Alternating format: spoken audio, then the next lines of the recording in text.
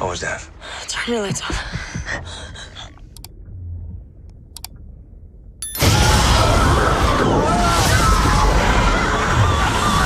Oke. Halo semuanya, gimana kabar kalian? Sehat?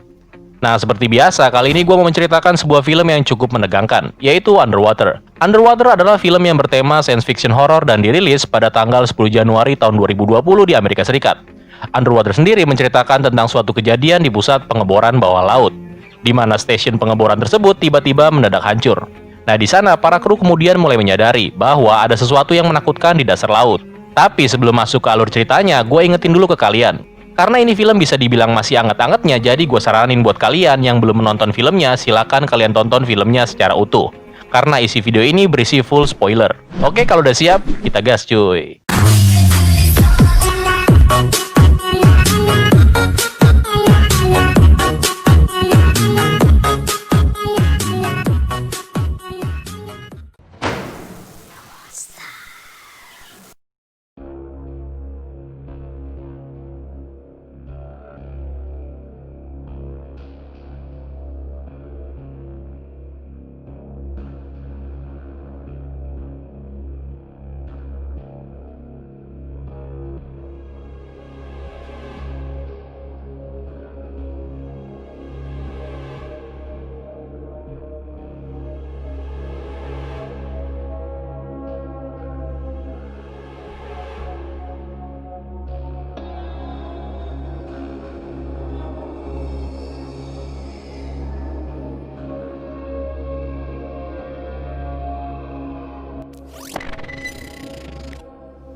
Cerita dimulai dengan penampakan di dasar laut, di mana di situ terlihat sebuah fasilitas penelitian dan juga pengeboran dengan nama Kepler 822 yang dioperasikan oleh sebuah perusahaan bernama Tian Industries.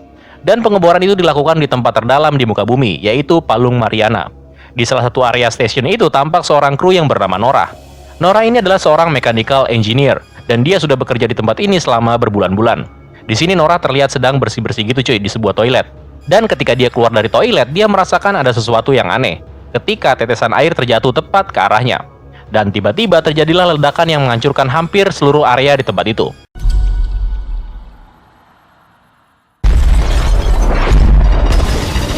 Dan ternyata ledakan itu disebabkan oleh tekanan yang berlebihan di stasiun tersebut, sehingga mengakibatkan kebocoran. Dengan cepat, Nora pun akhirnya sampai di sebuah ruangan yang menghubungkan antara satu ruangan dengan yang lainnya. Di situ juga tampak seorang kru yang bernama Rodrigo, yang juga berhasil masuk ke dalam ruangan itu. Karena efek dari tekanan yang begitu kuat dari luar stasiun, Nora pun dengan terpaksa menutup pintu yang menghubungkan dirinya dengan ruangan lainnya.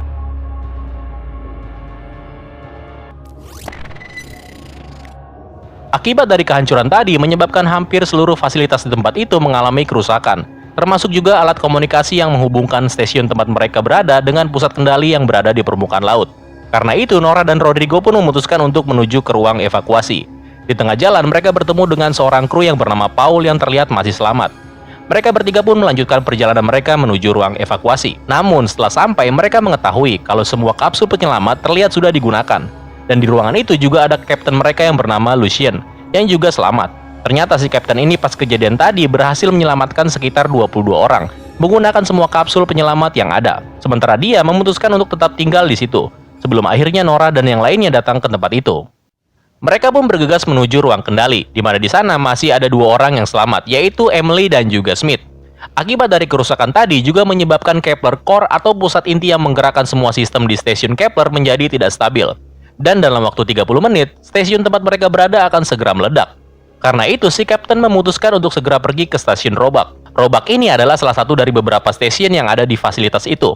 Jarak antara tempat mereka sekarang dan juga stasiun Roebuck itu berjarak 1 mil jauhnya, dan mereka harus turun ke bawah dengan berjalan kaki.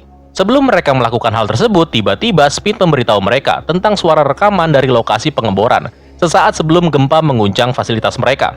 Dan di situ mereka menyadari kalau ada suara yang aneh terdengar dari rekaman tersebut.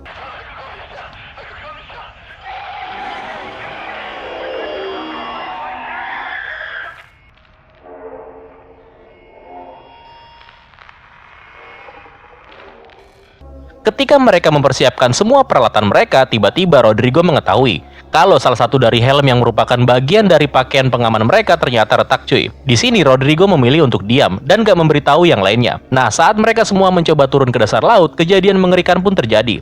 Ternyata helm yang sebelumnya retak itu dipakai sendiri oleh si Rodrigo, yang mengakibatkan tubuhnya meledak karena kuatnya tekanan yang berada di dalam laut.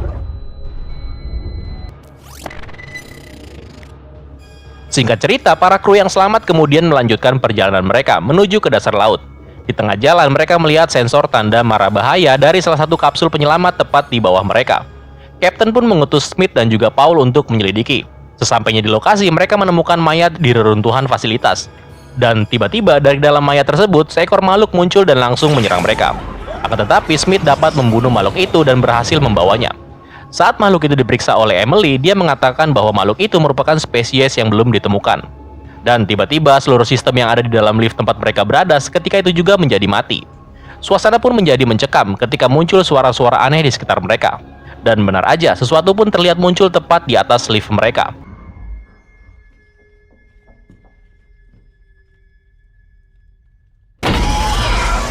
Dan di saat yang bersamaan, fasilitas Kepler meledak di atas mereka, yang menyebabkan lift mereka turun dengan kecepatan tinggi ke bawah dasar laut. Mereka pun berhasil meloloskan diri sebelum menabrak ke dasar laut.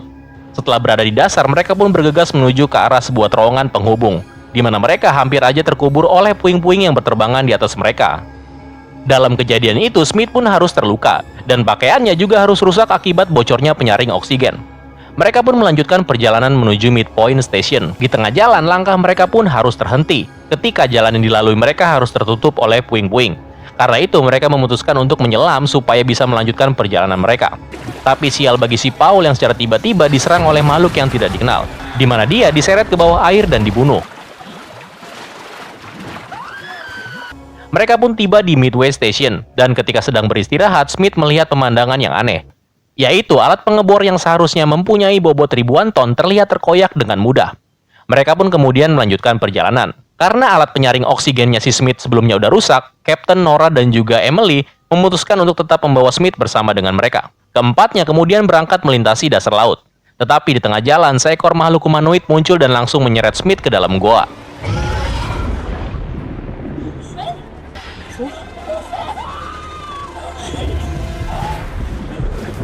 Si Kapten pun pada akhirnya berhasil mengeluarkan Smith. Tetapi tiba-tiba si Kapten pun juga ditarik oleh makhluk aneh tadi, sehingga menyebabkan Nora pun juga ikut terseret bersamanya. Ketika Nora mencoba untuk menyelamatkan si Kapten yang tersangkut, tiba-tiba makhluk tersebut muncul sekali lagi dan mencoba untuk menyerang si Nora.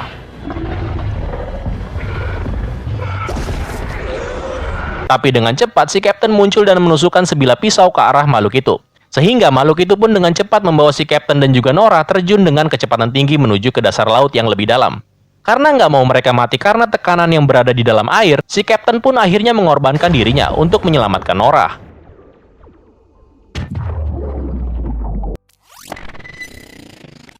Setelah tersadar akibat ledakan tadi, Nora pun melanjutkan perjalanan, sampai akhirnya dia tiba di sebuah stasiun yang bernama Shepard. Di stasiun tersebut, Nora juga menemukan loker milik si Kapten Lucien, di mana dia juga menemukan peta yang menggambarkan lokasi awal mula pengeboran ini terjadi, yaitu stasiun Roebuck. Setelah mengganti pakaiannya, Nora pun melanjutkan perjalanan ke stasiun Roebuck. Di tengah jalan, Nora menemukan temannya Emily yang ternyata masih hidup dan terlihat pasrah dengan keadaannya. Emily juga mengatakan kalau Smith juga masih hidup dan juga pingsan. Nah, secara bersama-sama, mereka berdua pun melanjutkan perjalanan ke stasiun Roebuck sambil membawa Smith bersamanya. Saat mereka sampai dan memasuki stasiun Roebuck, tiba-tiba mereka menemukan sarang makhluk humanoid yang terlihat tergantung dan tertidur di langit-langit. Karena tujuan mereka berada tepat di depan mereka, mau nggak mau mereka mencoba menyelinap secara perlahan-lahan. Tapi karena kadar oksigen di dalam pakaiannya si Emily menipis, suara alarm oksigen pun berbunyi. Akibatnya malah membangunkan makhluk-makhluk itu. Dan Nora pun secara tiba-tiba diserang oleh satu makhluk, dan dia hampir saja ditelan hidup-hidup. Tetapi dengan menggunakan sebuah flare gun, Nora pun bisa membunuh makhluk tersebut.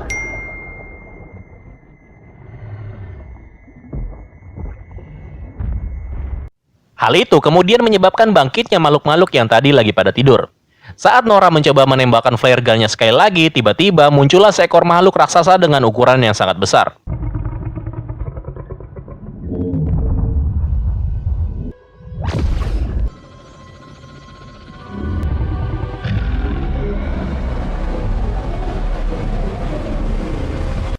Mungkin dia ini induknya kali ya.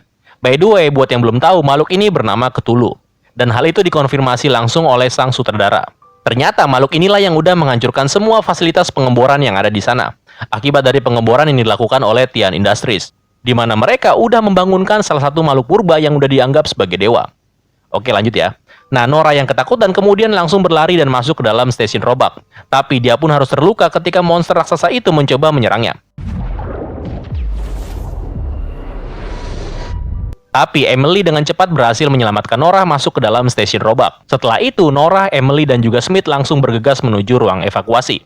Setelah sampai di ruangan tersebut, si Nora mengetahui kalau 3 dari kapsul penyelamat yang ada hanya 2 yang bisa digunakan. Dan salah satunya udah rusak. Dan Nora pun harus mengambil keputusan yang paling sulit dalam hidupnya, yaitu dengan menyelamatkan kedua temannya. Meskipun Emily awalnya menolak, tapi si Nora tetap kekeh untuk tinggal di sana. Singkat cerita, Smith dan Emily pun berhasil pergi menggunakan kapsul penyelamat. Tapi rupanya kapsul-kapsul penyelamat itu sempat terlihat oleh si Cthulhu. Akibatnya, monster itu mengirimkan humanoid kecil yang jumlahnya ribuan untuk memburu kapsul-kapsul itu.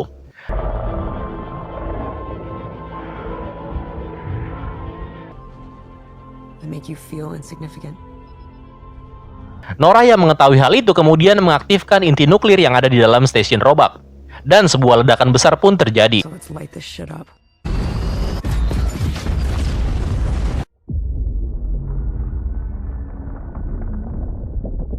Di mana ledakan itu menelan si monster Cthulhu dan juga semua keturunannya. Scene pun berpindah di mana di dalam sebuah tampilan clipping koran memperlihatkan Smith dan Emily berhasil selamat, dan pihak perusahaan pun menolak segala upaya untuk mewawancarai mereka. Tian Industries juga menolak bantuan pemerintah termasuk memberikan detail tentang terkaitnya insiden pengeboran tersebut. Dan anehnya perusahaan ini malah bersiap untuk melanjutkan misi pengeboran tersebut. Dan ceritanya pun tamat.